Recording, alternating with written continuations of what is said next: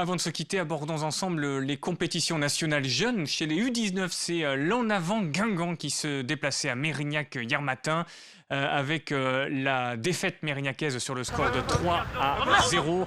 Vous le voyez sur ces images prises ce dimanche matin avec Guingamp en blanc, Mérignac en bleu et rouge. C'était au stade du Jard. Défaite donc 3-0. Dans le même groupe, les Girondins d'ailleurs ont écrasé le Stade Rennais sur le score de 4-1.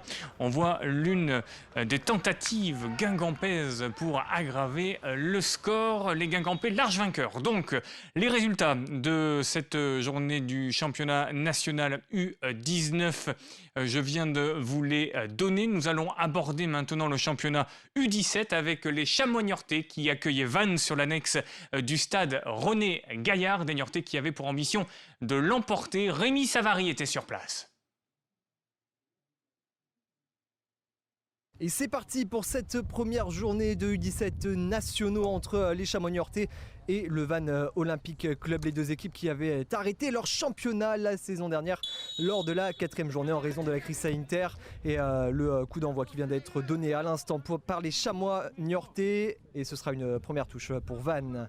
Le ballon dans les pieds des Chamois Niortais. On est au milieu de terrain là sur le côté droit. Le ballon bien trouvé dans l'intervalle. C'est Sully Meneux qui a trouvé le centre pour son coéquipier Nuno Ferraz Marigno pour le premier but de cette équipe niortaise. Paul Girardot là sur le côté gauche. Très bon centre du numéro 3 niortais. C'est finalement récupéré par la défense vantaise et c'est finalement les Niortais qui récupèrent ce ballon avec Sully et Menot. Le ballon, le petit ballon qui va lober le portier vantais. Ça fait 2-0 pour les deux Sévriens qui entament plutôt bien cet exercice 2021-2022 de ce championnat du 17 national.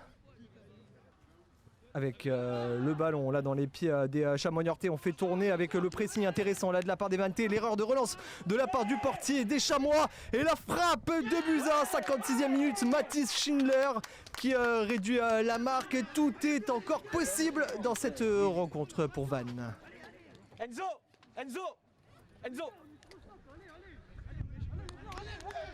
Top. Le but c'est que tu attires l'excentré en rentrant pour toucher les... Oh attention à cette offensive vantaise. Oh Viali Mendes qui rate complètement sa sortie, le portier niortais. Et c'est Logan Séjar juste après l'heure de jeu qui permet à ses partenaires de recoller au score. 2 buts partout. Rien n'est joué dans cette rencontre. Il menait 2-0 juste avant la mi-temps les Chamois Niortais. Il y a désormais 2 buts partout. Avec attention là ce coup franc pour les Niortais à gauche de la surface de réparation. C'est plutôt bien tiré. Non, c'est renvoyé par la défense vantaise. La reprise de volée de Janis Blucher. Oh, il est battu le portier vantais. 77e minute. Les Chamois Niortais qui reprennent l'avantage. 3-2. Mais attention, rien n'est encore joué dans ce match.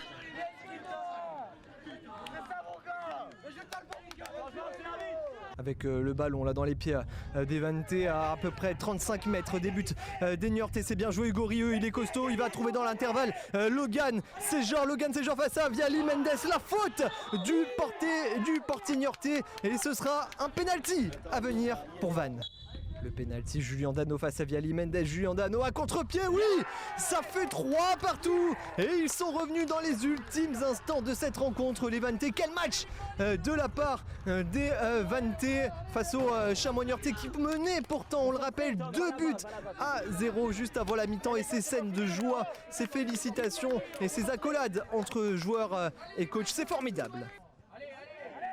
Et c'est terminé au stade René Gaillard. Quel match, quel match! Pas de chance pour cette équipe de Niort qui s'est donc fait rejoindre sur le fil. 3 partout dans ce groupe F de U17. Angoulême a été battu par Guingamp sur le score de 5-1. Dernier groupe, match reporté entre Marignane et Mérignac. Pau s'est incliné à domicile contre Veden. Victoire des Girondins contre Béziers sur le score de 3-2. Gilles Bouard, on vous retrouve depuis Le Haillan. Vous êtes toujours avec nous. Vous êtes prêt à vous coucher? Je vois que la lumière est éteinte.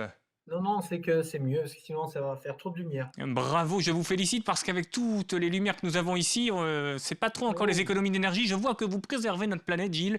Merci infiniment de nous avoir accompagnés. On remercie tous les invités. Je vous rappelle que sur le YouTube LFNA TV, vous pourrez retrouver tous les éléments en vidéo. C'est la fin de ce premier numéro. On remercie toute l'équipe autour de Sébastien Dimoro. Merci à Thibaut Socaros, à vous Gilles Bouard et au service de la Ligue de football de Nouvelle-Aquitaine. À lundi prochain.